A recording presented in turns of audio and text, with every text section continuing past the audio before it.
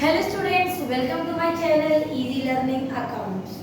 आज के इस वीडियो में हम आगे का टॉपिक पढ़ेंगे cash flow from operating activity का, जिसको मैंने आपको पढ़ा दिया था लास्ट क्लास में, operating profit before working capital changes. उसके आगे को ही कंटिन्यू करेंगे और देखेंगे कि ऑपरेटिंग एक्टिविटीज में आगे फर्दर क्या क्या पॉइंट्स और इंक्लूड होते हैं। मैंने बोर्ड पे चार्ट बना रखा है cash flow from operating activity को आइडेंटिफाई करने के लिए, जिसमें मैंने कुछ पॉइंट्स आगे बढ़ाए हैं cash flow from operating activity के in the cash flow statement. Right, तो देख लेते हैं cash flow statement for the year ended. हमने फॉर्मेट बनाया है प्रॉपर बेटा। पहला particular column, the second is detail column and the third one is total amount। First डाल के हमने लिखा cash flow from operating activities और ए डाल के लिखा net profit before tax and extraordinary items, जिसका कॉन्सेप्ट मैंने आपको last to last video number 130 में बताया था और आपको बताया था कि इस वर्किंग नोट में हम क्या क्या चीजें ऐड करते हैं और क्या क्या चीजें बेसिकली डिडक्ट कर दी जाती हैं। उसमें ऐड करने का आइटम था provision for tax, interim dividend, proposed dividend, extra ordinary items if debited, और बेटा जो हमारे लेस करने वाले आइटम और ट्रांसफर टू रिजर्व भी था, और जो हमारे डिडक्ट करने वाले आइटम थे बेटा उसमें था हमारा refund of tax and extraordinary items if credited, मतलब अगर कोई लॉस को बियर कर दिया गया है तो वो भी हमें डिडक्ट करना होता था। उसके वर्किंग नोट को निकाल के हम यहाँ पर इसकी वैल्यू लिखेंगे और इससे बेस क्वेश्चन भी हमने उस अटेंड किया था। हम आगे बढ़े थे लास्ट वीडियो में और हमने पढ़ा था calculation of operating profit before working capital changes, जिसमें मैंने आपको बताया था कि 5-6 आइटम्स ऐसे होते हैं बेटा जो हमारे ऐड हो जाते हैं हमारे नेट प्रॉफिट बिफोर टैक्स में, और कुछ आइटम्स ऐसे होते हैं जो डिडक्ट हो जाते हैं हमारे उसी वैल्यू से। तो वो क्या क्या आइटम्स थे? Depreciation, loss on sale of assets, goodwill amortised, increase in the provision for bad and doubtful debt, interest on borrowing, interest on overdraft and writing of underwriters commission। and item to be deducted में था बेटा हमारा profit on the sale of the assets, decrease in the provision for bad and doubtful debt, rent received, dividend received and interest received, ये भी हमने deduct किया था। और जो हमारा आंसर आया था डी पॉइंट में, that is operating profit before working capital change. यहाँ तक के पॉइंट थे जो हमने लास्ट वीडियो नंबर 131 में पढ़ा था। आज हम पढ़ेंगे calculation of the cash generated from operation. Right, तो कैश जनरेटेड फ्रॉम ऑपरेशन निकालने के लिए हमें कुछ चीजें ऐड और अगेन कुछ चीजें लेस करनी होगी। तो ऐड करने में है हमारा decrease in current assets and increase in current liabilities. याद रखिएगा, एक बार रिपीट करती हूँ मैं इस बात को। ऐड करने में है हमारा decrease in current assets and increase in current liability, और बेटा लेस करने में है हमारा decrease in current liability and increase in current assets. मतलब अगर हम अपने फॉर्मेट में देख रहे हो प्रीवियस और करंट ईयर के डेटा को मैच कर रहे हैं और पिछले साल से इस साल का करंट एसेट्स कम हो गया तो उसको ऐड कर देंगे, लायबिलिटी बढ़ गई है तो उसको भी ऐड कर देंगे, और अगर हमारी करंट लायबिलिटीज कम हो गई है बेटा और हमारी एसेट्स इंक्रीज हो गई है तो उसको हम लेस कर देंगे। उसमें कौन कौन सी करंट एसेट्स आएंगी और कौन कौन सी लायबिलिटीज आएंगी उसको देख लेते हैं हम। Decrease in inventory, prepaid, acute और ट्रेड रिसीवेबल। क्या क्या बेटा? Inventory, trade receivable, prepaid and acute. और लायबिलिटीज में कौन कौन सी आएंगी बेटा? लायबिलिटीज में आएंगी हमारी आउटस्टैंडिंग, अनअर्न्ड, और तीसरी आएगी हमारी ट्रेड पेएबल। तो 4 आइटम्स करंट एसेट्स के and 3 items of current liabilities के ऐड करेंगे decrease in current assets and increase in current liabilities, और लेस करेंगे decrease in current liabilities, increase in current assets. और जो हमारा आंसर आएगा वो होगा हमारा G point, cash generated from operation. मैंने आपको सबसे पहले वाली कैश फ्लो की जो हमारी वीडियो थी उसमें बताया था कि बेटा A B C D E F G H I J में मैं अपने cash flow from operating activity तक समझाऊंगी, क्लियर करूंगी और आपके माइंड मेकअप करके उसमें क्लियर करके बताऊंगी कि क्या क्या चीजें ऐड होंगी और क्या क्या चीजें हटा दी जाएंगी। हमने आज कवर किया है जी पॉइंट पर, अभी एच आई जे मतलब 3 पॉइंट्स और रह गए हैं, लेकिन मैं उसको आज डिस्कस नहीं करूंगी। कल के वीडियो में आपको 1 2 3 एक ओवरऑल पूरा cash flow from operating activity का डेटा दोबारा से पूरा बताऊंगी और ताकि हमें क्लियर हो जाए कि ऑपरेटिंग एक्टिविटी हम कैसे निकालते हैं। अब कैश जनरेटेड फ्रॉम ऑपरेशन में हम क्या करेंगे, जो हमारा डी पॉइंट आएगा बेटा उसमें हम ई पॉइंट मतलब decrease in current assets and increase in current liabilities को ऐड करेंगे and decrease in current liability and increase in current assets को लेस करेंगे। जो हमारा आंसर आएगा वो होगा cash generated from operation D plus E minus F और उसकी वैल्यू को हम बाहर लिख देंगे, राइट।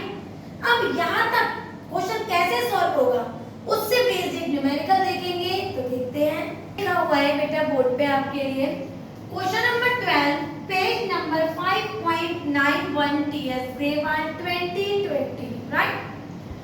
क्वेश्चन है हमारा जहां पर हमें surplus that is balance in statement of P and L account दे रखा है, जिसमें हमें क्लोजिंग और ओपनिंग दोनों ही बैलेंस दिए हैं। ट्रेड रिसीवेबल दिया है, ओपनिंग क्लोजिंग दोनों। प्रोविजन फॉर डेप्रिसिएशन दे रखा है बेटा, inventories, outstanding, goodwill, prepaid and trade payable, ये सारी इंफॉर्मेशन दी हुई है और वो हमसे कह रहे हैं कि इसका cash flow from operating activities निकालिए, राइट। इसी इंफॉर्मेशन से मैंने फॉर्मेट बने रहने दिया है ताकि मैं आपको बता सकूं कि अकॉर्डिंग टू द फॉर्मेट किन किन जगहों पर ये चीजें आएंगी, ठीक है। फॉर्मेट बनाया, हम ऐसा फॉर्मेट नहीं बनाएंगे, जितनी इंफॉर्मेशन है उतना ही दिखाएंगे, लेकिन मैं आपको फॉर्मेट में दिखाना चाहती हूँ। तो सबसे पहले दिया हुआ है surplus that is balance in statement of P and L. ये आइटम हमेशा नेट प्रॉफिट में आता है और क्लोजिंग में से ओपनिंग को माइनस कर दिया जाता है, तो ये आएगा यहाँ पर 20,000। इसमें अगर क्वेश्चन में 5 आइटम्स ऐड करने वाले होते और वो 2 आइटम्स लेस करने वाले होते तो बेटा मैं प्लस ऐड और माइनस करके किसी भी तरह से उसको एडजस्ट करती और वर्किंग नोट 1 सीरीज वैल्यू को दिखाती, लेकिन ऐसा क्वेश्चन में नहीं था। आगे बढ़े, मैंने ये वाला पॉइंट कवर किया। ये मेरे करेंट एसेट्स है, ये भी मेरे करेंट एसेट्स है, करंट लायबिलिटीज है बेटा, गुडविल यहाँ आएगी नहीं, प्रीपेड मेरी करंट एसेट्स है और ट्रेड पेबल मेरी करंट लायबिलिटीज है। हमेशा पेन से निशान लगा ले कि करंट एसेट्स और करंट लायबिलिटी के, करंट एसेट्स के वो 4 आइटम और लायबिलिटी के वो 3 आइटम्स पे मार्क लगा लीजिए। रिमेनिंग पे हम एडजस्टमेंट करते हैं, तो हमें सेकंड पॉइंट दिख रहा है प्रोविजन फॉर डेप्रिसिएशन, मतलब डेप्रिसिएशन है, इसका मतलब 40 में से 30 को माइनस करेंगे तो हमारा डेप्रिसिएशन आ जाएगा बेटा 10,000। ये भी आइटम्स टू बी एडेड में आएगा। मैंने डेप्रिसिएशन वाला पॉइंट भी कवर कर दिया। नेक्स्ट पॉइंट जो मेरा अनमार्क्ड है वो है हमारा गुडविल। अगर पिछले साल से इस साल में गुडविल घट जाए तो that is known as goodwill amortised. 38 में से 30 कम हो गई तो 8,000 की हो गई बेटा हमारी गुडविल अमोर्टाइज्ड, वो मैंने गुडविल अमोर्टाइज्ड के सामने लिख दी। ये अमोर्टाइज का पॉइंट भी मैंने पूरा कर लिया, क्योंकि सारे करंट एसेट्स और करंट लायबिलिटी मुझे दिख रहे हैं, तो मैं अपने पॉइंट नंबर ई पे आ जाऊंगी। Decrease in current assets, decrease in current assets, यहाँ पर मेरी करंट एसेट्स डिक्रीज हुई है, कितनी बेटा 6,000।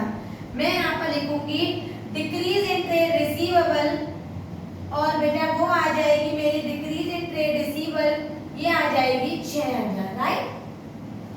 आगे देखती हूँ, मुझे एक और ट्रेड रिसीवेबल दिख रहा है बेटा, ये तो इंक्रीज हुआ है, तो ये वैल्यू आ जाएगी 20,000 की हमारी इंक्रीज इन करंट एसेट, मतलब increase in trade inventory, sorry कितना बेटा 20,000। आगे बढ़ते हैं, आउटस्टैंडिंग रेंट की हमारी लायबिलिटीज है। पहले मैं ऐसे वाला पॉइंट एक और ऐसे भी कवर कर लेती हूँ। प्रीपेड हमारी डिक्रीज हुई है, तो डिक्रीज इन करंट एसेट्स मतलब डिक्रीज इन प्रीपेड बेटा 1,000 और हो जाएगा, तो ये हो जाएंगे हमारे 7,000। मतलब मैंने 3 करंट एसेट्स को कवर कर लिया, that is the trade receivable and prepaid and one more is inventory. अब हमारे पास ट्रेड करंट लायबिलिटीज बचा बेटा, तो करंट लायबिलिटी मेरे को देखना है इंक्रीज पर भी डिक्रीज हुआ है, दोनों ही लायबिलिटी डिक्रीज हुई है बेटा। ये हुई है हमारी 9000 की और ये हुई है हमारी 6000 की। और डिक्रीज इन करेंट लायबिलिटी आएगी बेटा हमारी आइटम्स टू बी डिडक्टेड में, तो 20000 आएगी। एक मैं यहाँ लिख देती हूँ 20000 आएगी, लेस में बेटा 9000 आएगी और 6000 आएगी डिक्रीज में। और ऐड में आएंगे बेटा हमारे 7000, वो मैं यहाँ लिख देती हूँ। राइट, हमने लगभग सारे पॉइंट कवर करे। एक बार और चेक कर लेते हैं। 1 2 3 4 5 6 7 8 1 2 3 4 5 6 7 8, दैट मींस हमने सारे पॉइंट्स कवर कर लिए। अब इसका आंसर निकाल लेते हैं। 20 और 10 30 और 8 38 38 39 40 41 42 43 44 45 और 45,000 में से हम माइनस करेंगे हमारे 29 और 6 35,000 and the answer will be 10,000। तो कैश फ्लो फ्रॉम या कैश जनरेटेड फ्रॉम ऑपरेशन हो जाएगा हमारा 10,000, जहां पर हमें जो जो आइटम देखे हमने वहां पुट किए और आंसर निकाला। एक बार समअप करते हैं, हमने क्या पढ़ा अब तक।